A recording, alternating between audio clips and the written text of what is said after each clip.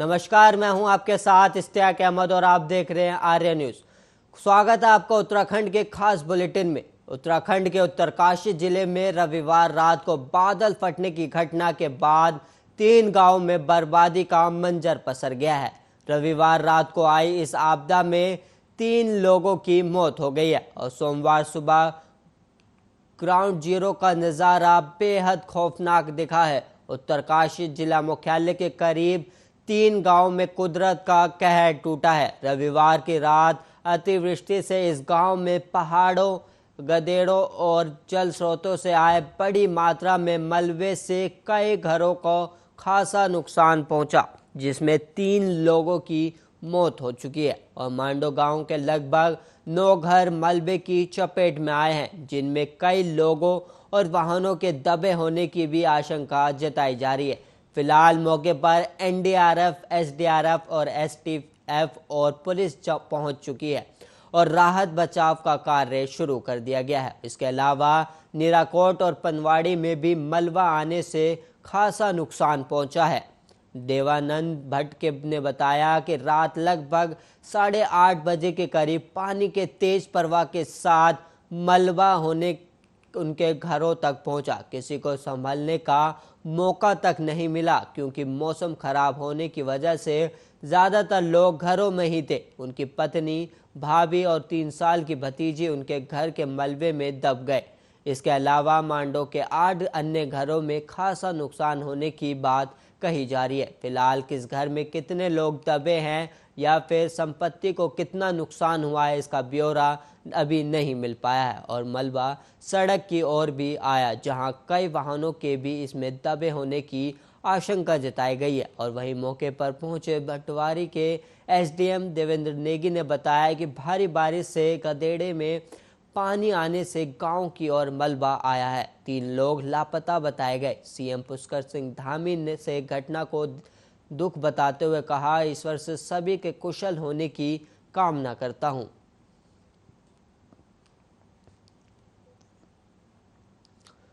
उत्तराखंड में आज सावन का पहला सोमवार है। इस कारण आज तड़के से ही मंदिरों और शिवालयों के बाहर भक्तों की लंबी लाइन लग गई है। बारिश भी भक्तों की आस्था को डिगा नहीं सकी।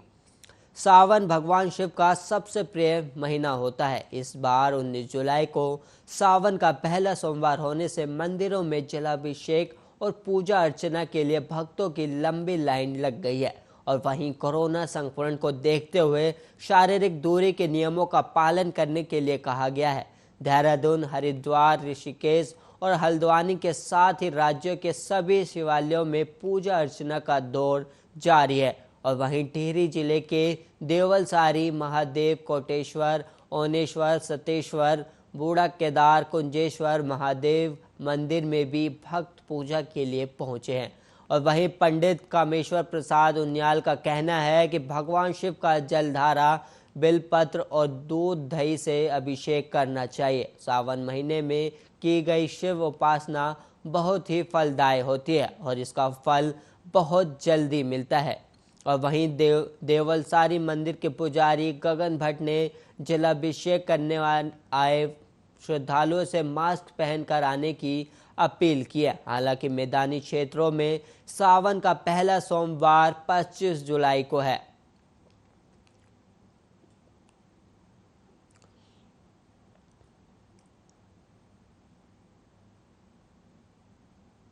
उत्तराखंड में शिक्षा विभाग में बड़े स्तर पर फेरबदल हुआ है। 9 अधिकारियों को नई जिम्मेदारियां सौंपी गई हैं। आर.के. कुंवर को निदेशक शोध और प्रशिक्षण अकादमी बनाया गया है। दरअसल आर.के. कुंवर लंबे समय से अस्वस्थ चल रहे थे। इसके साथ ही सीमा जोनसारी को माध्यमिक शिक्षा निदेशक की जिम्मेदारी सौंपी गई है, जबकि अपर निदेशक रामकृष्ण उनियाल को प्रभारी निदेशक प्रारंभिक शिक्षा बनाया गया है। इसके अलावा देहरादून की मुख्य शिक्षा अधिकारी भी बदले गए हैं और अब ये प्रभार मुकुल सती को सौंपा गया है। अब आशा रानी पैन्योली को एससीईआरटी में संयुक्त निदेशक पद पर तैनाती दी गई है।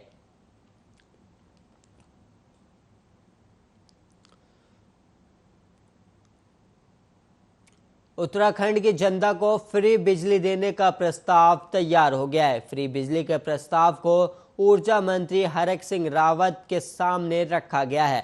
कहा जा रहा है कि इसको लेकर हरक सिंह रावत ने मुख्यमंत्री पुष्कर सिंह धामी से बातचीत की है। हरक सिंह ने कहा कि इस प्रस्ताव को जल्द ही कैबिनेट में रखा जाएगा। और बता दें कि राज्य में 100 यूनिट फ्री बिजली मिलने से करीब 13 लाख उपभोक्ताओं को इसका फायदा होगा। और वहीं हरक सिंह रावत ने कहा कि फ्री बिजली की योजना पर सीएम पुष्कर सिंह धामी से बात हो गई है। उन्होंने बताया कि फ्री बिजली से उत्तराखंड पावर कॉरपोरेशन लिमिटेड पर करीब 400 करोड़ सालाना का अतिरिक्त भार पड़ेगा। और उन्होंने ये भी बताया कि सरकार बिजली फ्री देने के साथ ही बचत के भी इंतजाम कर रही है। कैबिनेट इस पर अंतिम फैसला लेगी। और आपको बता दें कि ऊर्जा मंत्री डॉक्टर हरक सिंह रावत ने राज्य की जनता को 100 यूनिट फ्री बिजली देने की घोषणा की थी। इसके तहत 100 यूनिट की बिजली का बिल पूरी तरह माफ होगा और इससे 7 लाख उपभोक्ताओं को फायदा मिलेगा। और साथ ही 6 लाख घरेलू उपभोक्ताओं को 200 यूनिट बिल में से 100 यूनिट बिजली फ्री कर दी जाएगी।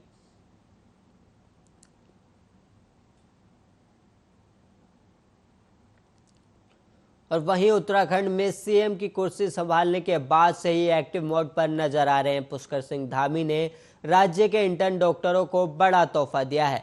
लंबे समय राज्य के मेडिकल कॉलेजों को इंटर्न डॉक्टरों के स्टाइपेंड बढ़ाने की चली आ रही मांग को मान लिया गया है।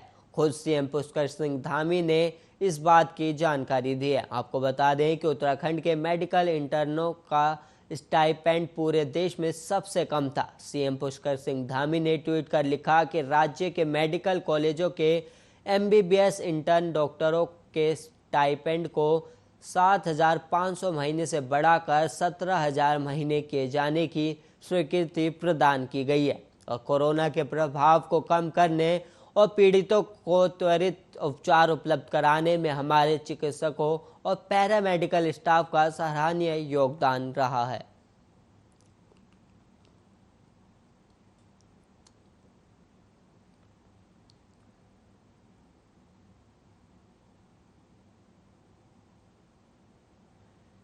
पुष्कर सिंह धामी ने डॉक्टरों के इंटर्न को बड़ा तोहफा दिया है। आपको बता दें इस वक्त जहां पर डॉक्टरों को सालाना महीना 5,000 मिलता था उसे बढ़ाकर अब 17,000 कर दिया गया है।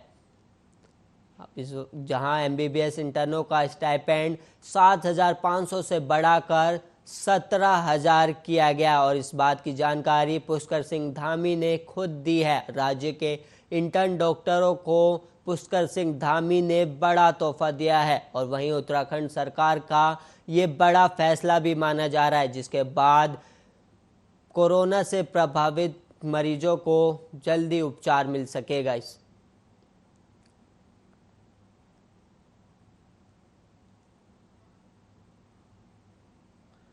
हरिद्वार में कनखल थाना क्षेत्र के जमालपुर कला में रिश्तेदार ने गोली मारकर प्रॉपर्टी डीलर की हत्या कर दी। पुलिस ने रिश्तेदार के एक साथी शामिल 2 युवकों को हिरासत में लिया है, जिन्होंने घटना करने में आरोपी की मदद की। और वहीं मुख्य आरोपी फरार है, जिसकी तलाश शुरू कर दी गई है। पुलिस के मुताबिक रात को सोते हुए प्रॉपर्टी डीलर को घर में घुसकर बदमाशों ने गोली मारी है। मुख्य आरोपी फरार है, जिसकी तलाश शुरू कर दी गई है। पुलिस के मुताबिक रात को सोते हुए प्रॉपर्टी डीलर को घर में घुसकर बदमाशों ने गोली मार दी।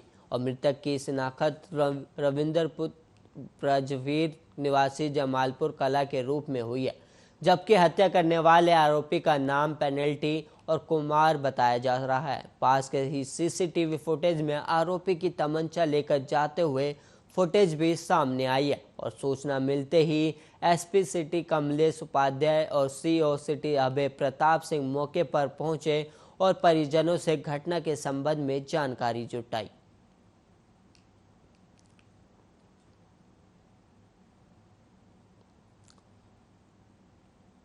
उत्तराखंड में कम होते जा रहे कोरोना मामलों के बावजूद सरकार बहुत ज़्यादा ढिलाई देने के मूड में नहीं है।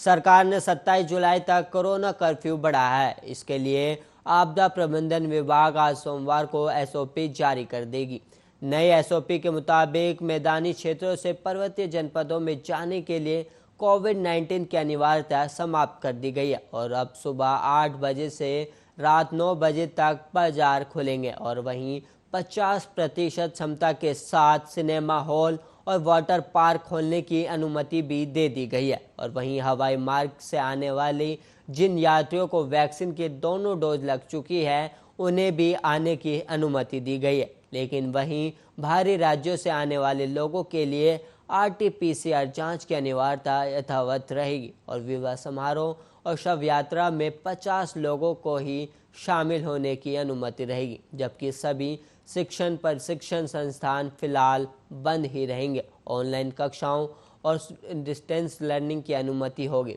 कोचिंग संस्थान फिलहाल 50% क्षमता के साथ ही चलेंगे और वहीं सामाजिक, राजनीतिक, मनोरंजन, शैक्षिक, सांस्कृतिक गतिविधियां फिलहाल बंद रहेंगी। सभी जिम 50% क्षमता के साथ खुलेंगे।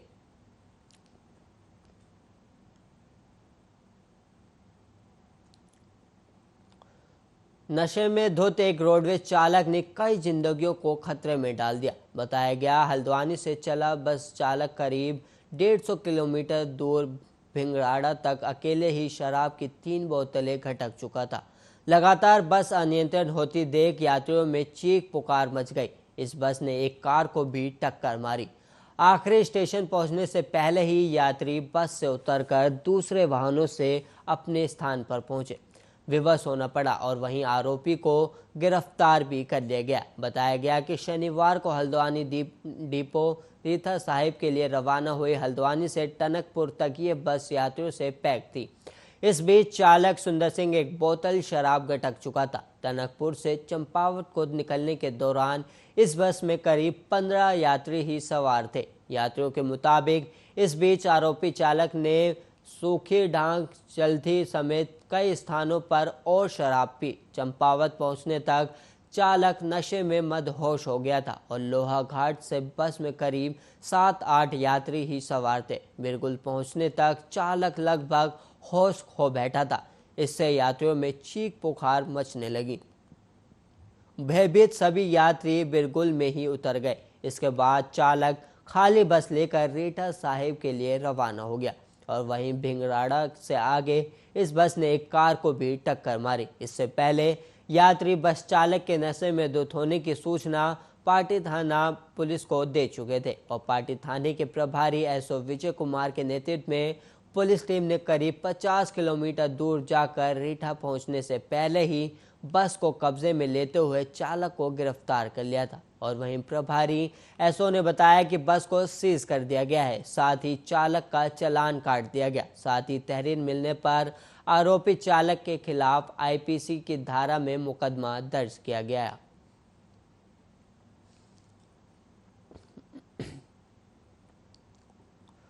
3 दिन की पुलिस रिमांड कस्टडी में चल रहे तांत्रिक बाबा योगी प्रवृत्त अनिमेश उर्फ महेंद्र रोड उर्फ रोबिन खलीफा से पूछताछ के दौरान कोतवाली पुलिस ने 100% सामान की बरामदगी की है।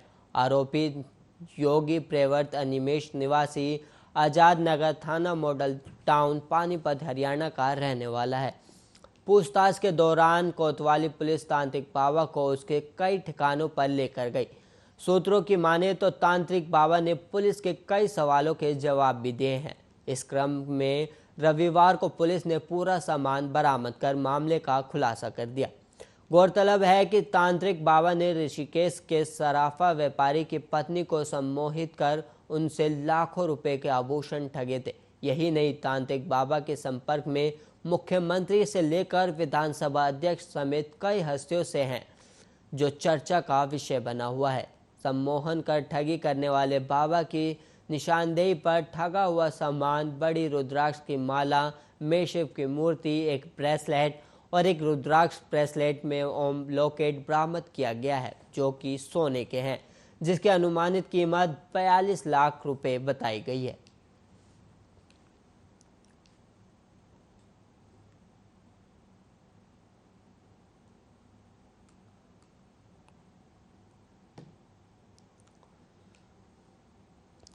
तालिबान ने अपना आतंक फैलाना शुरू कर दिया है। अफगानिस्तान में 15 साल से ऊपर बच्चों की लिस्ट मांगी गई है और ये फरमान जारी किया गया है कि 45 साल से नीचे वाली महिलाओं को तालिबानी कुर्द लड़ाकों के साथ ही शादी करनी होगी।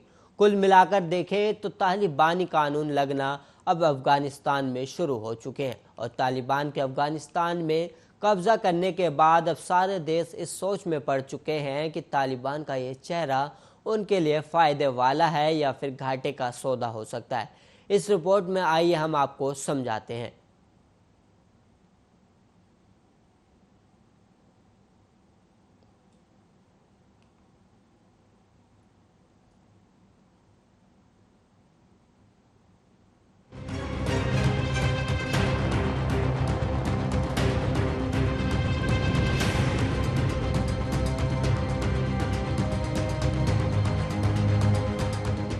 शंघाई सहयोग संगठन यानी कि शंघाई कोऑपरेशन ऑर्गेनाइजेशन के सदस्य देशों के विदेश मंत्री 13 और 14 जुलाई को तजाकिस्तान की राजधानी दुशांबे में मिले थे और इन सभी देशों का ध्यान सिर्फ और सिर्फ टिका था अफगानिस्तान पर। इस 2 दिन की बैठक के दूसरे दिन यानी कि 14 जुलाई को एससीओ के प्रतिनिधि अफगानिस्तान सरकार के साथ एक बैठक की थी, जिसमें देश में बन रहे हालात और तालिबान के सत्ता हासिल कर लेने की आशंकाओं और उससे पैदा होने वाली परिस्थितियों पर चर्चा की गई थी। 2018 में बनाया गया एससीओ अफगानिस्तान संपर्क समूह का काम आतंकवाद से मुक्त एक शांतिपूर्ण, स्थिर और आर्थिक रूप से समृद्ध अफगानिस्तान बनाने के प्रयासों के लिए प्रस्ताव और सुझाव देना है। चीन के संसाधन संपन्न शिनजियांग प्रांत की सीमा अफगानिस्तान के साथ लगभग 8 किलोमीटर लगती है। अफगानिस्तान में बने हालात को देखते हुए चीन की मुख्य चिंता यह है कि अगर तालिबान वाकई सत्ता पर काबिज हो जाता है तो चीन के शिनजियांग में सक्रिय अलगाववादी संगठन ईस्ट तुर्किस्तान इस्लामिक मूवमेंट को अफगानिस्तान में पनाह और वहां से सहायता मिल सकती है। आपकी जानकारी के लिए आपको बता दें कि ईस्ट तुर्किस्तान इस्लामिक मूवमेंट एक छोटा इस्लामिक अलगाववादी समूह है, जिसके बारे में कहा जाता है कि वह पश्चिमी चीन के शिनजियांग प्रांत में सक्रिय है और स्वतंत्र पूर्वी तुर्किस्तान स्थापित करना चाहता है। शिनजियांग प्रांत चीन के जातीय अल्पसंख्यक वीगर मुसलमानों का घर है। अमेरिकी विदेश विभाग ने ETIM को 2006 में जातीय वीगर अलगाववादी समूहों का सबसे उग्रवादी संगठन बताया था। एक आतंकवादी संगठन भी इसे घोषित कर दिया गया था। पिछले साल नवंबर में एक प्रमुख नीतिगत बदलाव में अमेरिकी विदेश मंत्री माइक पोम्पियो पर लगा प्रतिबंध हटा दिया गया। अफगानिस्तान में बड़े पैमाने पर निवेश की संभावनाओं पर नजर रखते हुए चीन अफगानिस्तान को अपने बेल्ट एंड रोड इनिशिएटिव में शामिल करने की कोशिश भी कर सकता है। तालिबान के प्रवक्ता सुहेल शाहीन ने कहा था कि वे चीन को अफगानिस्तान के एक दोस्त के रूप में देखते हैं और उन्हें उम्मीद है कि बीजिंग से जितनी जल्दी हो सके पुनर्निर्माण कार्य में निवेश करने के बारे में बातचीत हो पाएगी। तालिबान ये भी कह चुका है कि वो अब शिनजियांग से चीन के वीगर अलगाववादी लड़ाकों को अफगानिस्तान में प्रवेश करने की अनुमति नहीं देगा। तो चीन के बाद बात अगर रूस की करें तो आपको बता दें कि रूस की अफगानिस्तान को लेकर सबसे बड़ी चिंता यही है कि अमेरिकी फौजों की वापसी के बाद अफगानिस्तान कहीं इस्लामिक कट्टरवाद का गढ़ न बन जाए। रूस का मानना है कि अगर अफगानिस्तान में इस्लामिक कट्टरता बढ़ी तो पूरे मध्य एशिया के लिए एक बड़ा खतरा पैदा हो सकता है और अगर खून खराबा हुआ तो उसके छींटे मॉस्को तक पहुंचेंगे। तालिबान को एक संभावित सुरक्षा कवच मानकर रूस उससे अच्छे संबंध बनाकर चल रहा है। रूस के प्रभाव वाले देश जैसे कि तजिकिस्तान, उज्बेकिस्तान, अफगानिस्तान के साथ सीमा साझा करते हैं। रूस यह आशंका जता चुका है कि आने वाले समय में अफगानिस्तान की सरहदों पर मानवीय और सुरक्षा संकट खड़े हो सकते हैं। एक अनुमान के मुताबिक अफगानिस्तान में इंफ्रास्ट्रक्चर परियोजनाओं और संस्थानों के पुनर्निर्माण में भारत अब तक $3 अरब से अधिक का निवेश कर चुका है। अगर बात करें कि इस पूरे मसले का असर भारत पर क्या पड़ेगा तो आपको बता दें कि भारत ने अफगानिस्तान के संसद भवन का निर्माण किया है। अफगानिस्तान के साथ मिलकर एक बड़ा बांध भी बनाया गया। भारत ने शिक्षा, तकनीकी सहायता भी दी है। साथ ही भारत ने अफगानिस्तान के प्राकृतिक संसाधनों में निवेश को भी प्रोत्साहित किया। अब जाहिर है इस तरह के गहरे जुड़ाव के कारण भारत अफगानिस्तान में किए अपने निवेशों के लिए चिंतित है। तालिबान जिस तरह की हिंसा अफगानिस्तान में कर रहा है, उस स्थिति में उसके सत्ता हासिल कर लेने की वैधता पर भारत सवाल उठा रहा है। भारत की सबसे बड़ी चिंता पाकिस्तान के खिलाफ अपनी सामरिक बढ़त खोने को लेकर है। अफगानिस्तान में भारत के मजबूत होने का एक मनोवैज्ञानिक और सामरिक दबाव पाकिस्तान पर रहता है। वहां भारत की पकड़ कमजोर होने का मतलब है पाकिस्तान का दबदबा बढ़ जाना। पाकिस्तान अफगानिस्तान के साथ लगभग 2611 किलोमीटर लंबी सीमा साझा करता है और उसकी मुख्य चिंता भी यही है कि उसके बॉर्डर पर अफगानिस्तान से आने वाले शरणार्थियों का जमावड़ा लग जाएगा। दूसरी चिंता यह है कि पाकिस्तानी तालिबान जो पाकिस्तान की सेना के अभियानों के कारण अफगानिस्तान भाग गए थे, कई शरणार्थियों के भेष में पाकिस्तान में वापस न आ जाएं। पाकिस्तानी फौज के प्रवक्ता मेजर जनरल बाबर ने कहा था कि अगर अफगानिस्तान में गृह युद्ध होता है तो उसका सीधा असर पाकिस्तान पर पड़ेगा। अफगानिस्तान में गृह युद्ध की आशंकाओं को देखते हुए पाकिस्तानी फौज ने पहले ही तैयारियां कर ली थी। पाकिस्तान के राष्ट्रीय सुरक्षा सलाहकार मोहित यूसुफ कह चुके हैं कि अफगानिस्तान के हालात बेहद खराब पाकिस्तान के नियंत्रण से बाहर हो चुके हैं। पाकिस्तान पर लंबे समय से अफगान तालिबान की सहायता करने का आरोप लगता रहता है। ऐसा माना जाता है कि इस समर्थन के पीछे मुख्य वजह अफगानिस्तान में भारत के दबदबे का मुकाबला करना है। अब जानकार मानते हैं कि नेटो सैनिकों के अफगानिस्तान से जाने के साथ ही पाकिस्तान अपनी खोई हुई ताकत को फिर से हासिल करने की अब उम्मीद लगा बैठा है। वो ताकत जो उसने 2001 में तालिबान शासन के पतन के बाद अफगानिस्तान में खो दी थी। जहां उज्बेकिस्तान की अफगानिस्तान के साथ 144 किलोमीटर लंबी सीमा है, वहीं ताजिकिस्तान की अफगानिस्तान के साथ सबसे लंबी 1344 किलोमीटर की सीमा लगती है। दोनों ही देश इस बात से चिंतित हैं कि अफगानिस्तान में हिंसा होने पर उनके लिए शरणार्थी संकट उभर सकता है। पिछले कुछ हफ्तों में ऐसी कई घटनाएं हुई जब अफगानिस्तान सरकार के सैनिकों ने तालिबान के डर से जान बचाने के लिए बॉर्डर के दूसरी तरफ इन दोनों देशों में जाकर पनाह ली थी। ताजिक सीमा के साथ लगता अफगानिस्तान एक बड़ा इलाका तालिबान के नियंत्रण में आ चुका है। इसी के कारण ताजिकिस्तान 20,000 रिजर्व सुरक्षा बलों को अफगानिस्तान बॉर्डर पर तैनात कर रहा है। उज्बेकिस्तान और ताजिकिस्तान जैसी चिंताएं तुर्कमेनिस्तान की भी हैं। तुर्कमेनिस्तान की 804 किलोमीटर लंबी सीमा अफगानिस्तान से लगती है और उसे भी यही आशंका है कि आने वाले दिनों में उसकी सीमाओं पर एक मानवीय और सुरक्षा का संकट खड़ा हो सकता है। लेकिन तुर्कमेनिस्तान शंघाई सहयोग संगठन का सदस्य नहीं है। रूस और चीन की ही तरह कजाकिस्तान और किर्गिस्तान की अफगानिस्तान को लेकर बड़ी चिंता इस्लामी चरमपंथ को लेकर है। इन दोनों देशों की सीमा भले ही अफगानिस्तान से न लगती हो, लेकिन उन्होंने अपने देशों में हुए हमलों को अक्सर अफगानिस्तान से जोड़कर देखा है। किर्गिस्तान को इस्लामिक मूवमेंट ऑफ उज्बेकिस्तान जैसे चरमपंथी संगठन सहित इस्लामी विद्रोही आंदोलनों से गंभीर चुनौतियों का सामना करना पड़ा है। कजाकिस्तान काफी समय से अफगानिस्तान के पुनर्निर्माण में शामिल रहा और आर्थिक रूप से मदद करता रहा। कजाकिस्तान नॉर्दर्न डिस्ट्रीब्यूशन नेटवर्क का भी भागीदार है। इस नेटवर्क के तहत अमेरिका, रूस, मध्य एशिया और इसके साथ साथ आपको बताते चले काकेशस देशों के बीच अफगानिस्तान में रेल और ट्रक के माध्यम से सप्लाई होती है। अफगानिस्तान में शांति की स्थापना का एक बड़ा असर ये हो सकता है कि मध्य एशिया के देश अपने प्राकृतिक गैस, तेल और कोयले जैसे संसाधनों को दक्षिण एशिया के भारत, पाकिस्तान जैसे देशों तक पहुंचा सकते हैं। और यही वजह है कि इन मध्य एशियाई देशों की नजरें अफगानिस्तान में उभर रही राजनीतिक स्थिति पर अब टिकी हुई है। आपकी जानकारी के लिए आपको बताते चले कि अप्रैल 1996 में शंघाई में हुई एक बैठक में चीन, रूस, कजाकिस्तान, किर्गिस्तान और ताजिकिस्तान आपस में एक दूसरे के नस्ली और धार्मिक तनावों से निपटने के लिए सहयोग करने पर राजी हो गए थे। इसे शंघाई 5 कहा गया था। शंघाई 5 के साथ उज्बेकिस्तान के आने के बाद इस समूह को शंघाई सहयोग संगठन कहा गया। जुलाई 2005 में अस्ताना शिखर सम्मेलन में भारत, ईरान और पाकिस्तान को पर्यवेक्षक का दर्जा दिया गया। जुलाई 2015 में रूस के उफा में शंघाई सहयोग संगठन ने भारत और पाकिस्तान को पूर्ण सदस्य के रूप में स्वीकार करने का फैसला किया। भारत और पाकिस्तान ने जून 2016 में उज्बेकिस्तान के ताशकंद में दायित्वों के ज्ञापन पर हस्ताक्षर किए, जिससे पूर्ण सदस्यों के रूप में एससीओ में शामिल होने की औपचारिक प्रक्रिया शुरू हो गई। 9 जून 2017 को अस्ताना में एक ऐतिहासिक शिखर सम्मेलन में भारत और पाकिस्तान आधिकारिक तौर पर पूर्ण रूप से एससीओ में शामिल हो गए।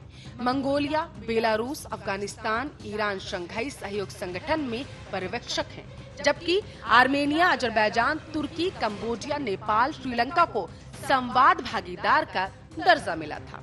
Special desk, Arya news.